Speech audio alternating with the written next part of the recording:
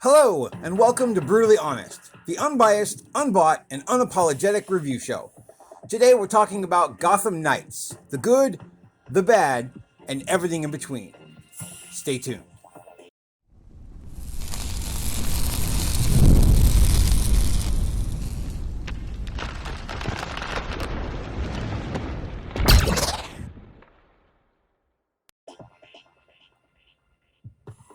Gotham Knights is an open-world action RPG with an all-new original story set in the Batman comic book universe. It focuses on 4 members of the Bat family as they deal with the city gone crazy in the wake of Batman's death. Gotham Knights is the very first Batman RPG, and that alone is something to be excited about. If I had to describe this game, it would be Witcher meets Assassin's Creed meets Jedi Fallen Order, with a little bit of Horizon Zero Dawn and Spider-Man thrown in for good measure. The game is great overall, has a fantastic story, and an amazing voice cast. It does, of course, like all games, have some areas that can be improved. The biggest thing this game has going for it is the diversity of the cast, how well they work together, and how they bounce off of each other so well. Each of the 4 knights has a vastly different personality, and thus a different take on things that happen in the game. Playing through the game 4 different times actually makes it feel like a separate game in many instances. The story as a whole plays out the same, of course, but there are several changes throughout depending on who you're playing as. And certain characters and NPCs will interact with you and respond to you differently depending on who you're playing as well. Each character also has a personal story that gives insight into that character's individual struggle over their loss of Bruce and other things in their life. You can switch back and forth between characters anytime that you wish, but for story purposes, I highly recommend that you focus on one each time through so you get the full effect. The game's New Game Plus mode makes multiple playthroughs more than worth it. Note that New Game Plus is also required if you want to reach the max level and get the best gear. Each character plays and feels different as well. Nightwing is more fast and ping-pongy, while Red Hood hits like a truck, yet moves slower as a trade-off. Combat for the most part is great, and I truly did enjoy it. I only wish that the abilities were more streamlined.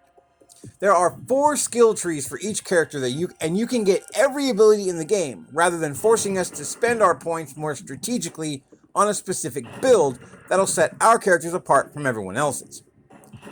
A brawler-focused Red Hood teamed up with a more gunslinger-focused one would make one hell of a team. For example,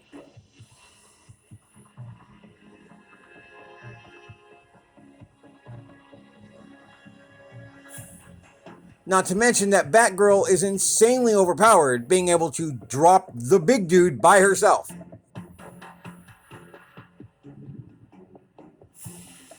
Issue beatdowns on large groups with ease, and walk through any security feature without detection thanks to her digital ghost ability.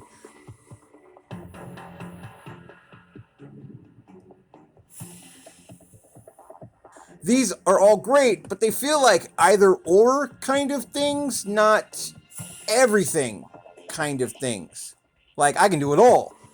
I know this isn't a live service game, but a little variety and multiple builds would be nice. The combat and mechanics can take some getting used to. Take your time, practice, and spend time in the training area. Seriously. It's very night and day in this combat once you get it mastered. Make sure you try out all 4 characters because, as I said, they're all very different. You'll definitely end up liking one or 2 more than the others.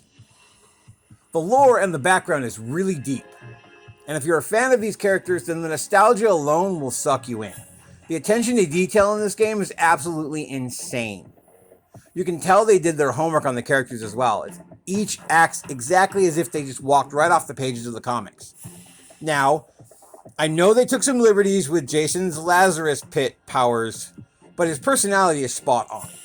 I mean, they talk about various things like Jason dying and being brought back via the Lazarus Pit, how Barbara used to be paralyzed and, led the birds of prey as Oracle, how Dick used to be an acrobat in the circus, etc. Some of it is even important to certain events in the game, so I don't want to spoil anything, so I will leave it there. Another thing to note, it's just for fun fluff, is there are several different idle conversations that people around the belfry will have while you're just standing around doing nothing. And some of them are quite hilarious. Gotham City is huge and jam-packed with things to do. There are always crimes being committed, people to save, races to run, puzzles to solve, collectibles to find, sights to see, etc. You definitely will not run out of things to do while playing this game. One thing that's especially cool is that you can interrogate criminals around the city and or find clues that will open up other crimes. The game is set up as a nightly patrol, so you'll find information on one night that will actually help you stop a crime that's coming up on another night, for example, not just the night you're currently on. So keep that in mind. However, even though this crime system is really cool, they're not really varied enough, in my opinion. For the most part, it's like the same 6 to 10 crime types, and you just feature different factions. It's like, oh look, here's an illegal hack with the freaks. Now here's an illegal hack with the regulators. It does get kind of tedious after a while. Armored truck heist with the mob. Armored truck heist with the regulators. You know, kind of the same thing. Later on in the game, when you do open up 2 or 3 new factions that I don't want to spoil, they do get a little more varied, so that's cool. The contact system could have been a little better as well. They just feel like random objectives to fluff up your things to do. Almost like busy work. They're not all bad, mind you, but they do definitely leave something to be desired.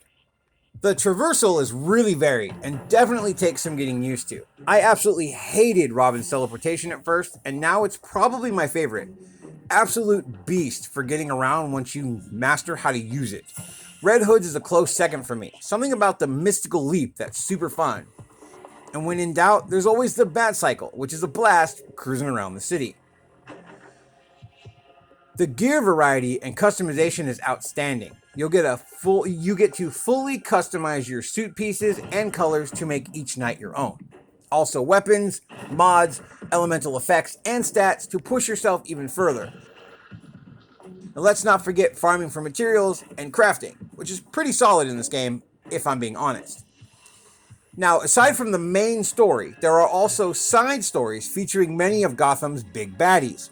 Harley Quinn, Mr. Freeze, and Clayface are the 3 starting ones, each with several missions and unique instances all their own. New Heroic Assault features Starro and his Starro Spores, as well as a new harder showdown mode for Harley, Freeze, and Clayface. Also a showdown version for the final boss of the game as well, which I'm not going to mention for obvious reasons.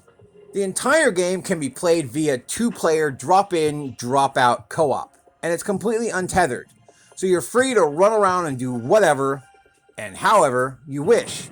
The aforementioned Heroic Assault is a 4-player horde mode where you fight your way through 30 floors of enemy waves.